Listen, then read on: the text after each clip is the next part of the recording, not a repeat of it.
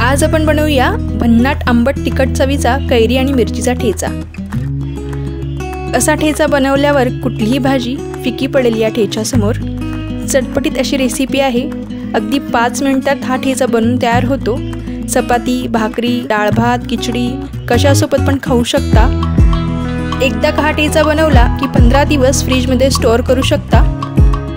असा ठेचा जर जेवणासोबत खाल तर नक्कीच 4 घास जास्तीचेच जातील। चला तर पाहूया रेसिपी आवडल्यास सबस्क्राइब नक्कीच करा। तुम्ही पाहतात समृद्धीच किचन कट्टा।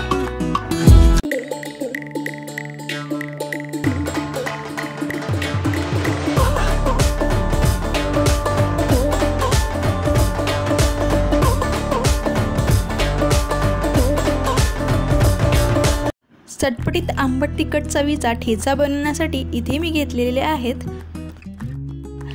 अर्धी वाटी शेंगदाणे। हे शेंगदाणे मी भाजून घेतलेले आहेत। त्यासोबत घेतलेली आहे एक बारीक चिरलेली कैरी, एक छोटी कैरी घेतलेली आहे, ती बारीक चिरून घेतलेली आहे। त्यासोबत घेतलेल्या आहेत 6 ते 7 मिरच्या। इथे आपण तिखट मिरच्या घेतलेल्या आहेत। सोबत घ्यायचे आहेत 8 ते 9 लसणाच्या पाकळ्या आणि 1 चमचा जिरे। त्याबरोबर घेतलेले आहे चवीपुरते मीठ। तुम्हाला जर ठेचा कमी तिखट हवा असेल तर फिक्या चवीच्या मिरच्या घेऊ शकता। मी ते तिखट अशा चवीच्या घेतलेल्या आहेत। झणझणीत ठेचा तयार होणार आहे। आजचा बेत मस्तच होणार आहे। मस्त अशी रेसिपी आहे, चवदार होते, भाजीची पण गरज लागत नाही। भाकरी असेल तर विचारूच नका, मस्तच बेत बनतो। आता गॅसवर एक तवा ठेवूया आणि हा तवा मीडियम गॅसवरच ठेवायचा आहे। आता या तव्यामध्ये आपण घालून घेऊया 1 चमचा तेल। या तव्यावरती आपल्याला एक पदार्थ घालून परतून घ्यायचे आहेत। पहिल्यांदा घालूया मिरची। मिरची घातल्यावर थोडी तडतड करायला लागते, त्यामुळे काळजी घ्या। इथे तुम्ही सर्व पदार्थ एकत्रित घालून मग थोडं तेल वरतून टाकू शकता, म्हणजे तेल अंगावर उडणार नाही। आता मिरची चांगली तडतडलेली आहे, चांगली भाजली गेलेली आहे। आता याच्यामध्ये घालूया लसणाच्या पाकळ्या। आता घालायचं आहे 1 चमचा जिरे। जिरे घातल्यावर घालायचे आहेत भाजलेले शेंगदाणे। हे शेंगदाणे आपण आधीच भाजून घेतलेले होते, त्याच्यामुळे जास्त काही भाजायची गरज नाही। चांगलं मिश्रण एकत्रित करून चांगलं भाजून घ्यायचं आहे। ठेच्यासाठी लागणारे सर्व जिन्नस आपण आधीच तेलामध्ये थोडेसे परतून घेतलेले आहेत, त्याच्यामुळे ठेच्याची चव खूपच छान लागणार आहे। भाजी पण याच्यासमोर फिकी पडणार आहे। आपण नेहमी मिरचीचा ठेचा बनवतोच, पण उन्हाळ्यामध्ये कैऱ्या पण मिळतात। सीझन चालू असल्यामुळे कैरी आपल्याला सहज उपलब्ध होते।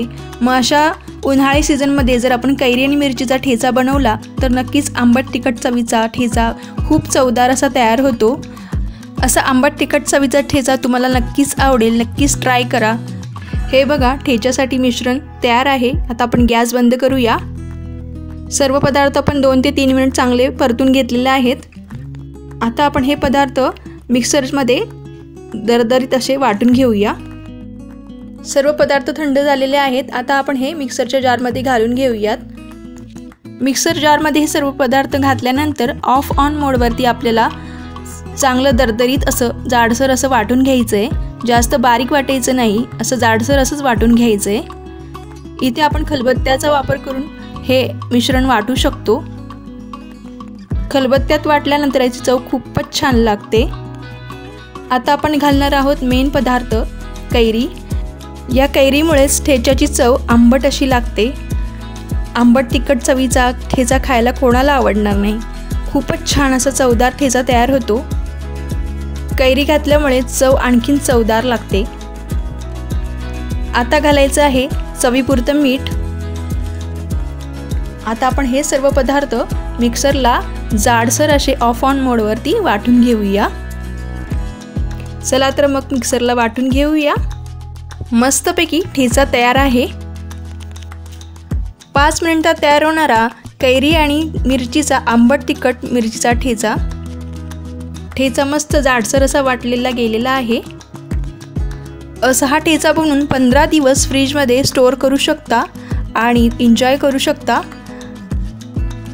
असा ठेचा जर जेवणासोबत खाल तर नक्कीच 4 घास जास्तीचे जातील। मस्त रेसिपी आहे, नक्की बनवा। कैऱ्या फक्त उन्हाळ्यातच मिळतात। चला तर मग आंब्याचा आणि कैरीचा सीझन संपायच्या आत कैरी आणि मिरचीचा ठेचा बनवा। आवडल्यास माझ्या चॅनलला सबस्क्राईब करा। Thank you for watching. Samruddhi's kitchen कट्ट्याच्या रेसिपी पाहायला विसरू नका।